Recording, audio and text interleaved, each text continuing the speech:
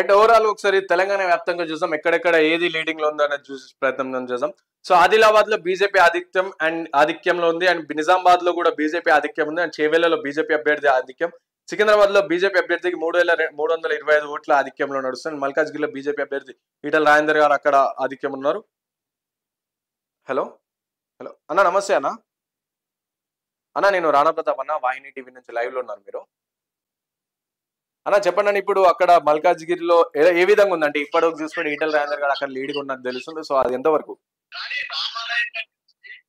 ముందుగానే ఉన్నాం కదా, ఇంటర్నెట్ న్యూస్ వస్తూనే ఉంది. 100% 2 లక్షల చిల్లర మెజార్టీ గెలుస్తాం.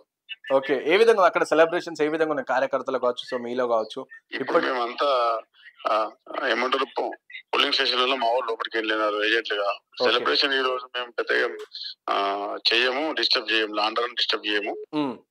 రేపే సెలబ్రేషన్ చేస్తాం గ్రాండ్ గా. ఓకే అన్న, ఓకే థ్యాంక్. సో ఇట్లా అనమాట. సో అక్కడ బీజేపీకి సంబంధించిన కార్యకర్తలు కావచ్చు, నాయకులు కావచ్చు, వాళ్ళంతా కౌంటింగ్ సెంటర్ లోపల. అండ్ ఈ రోజు సెలబ్రేషన్ ఎలాంటివి చేయం.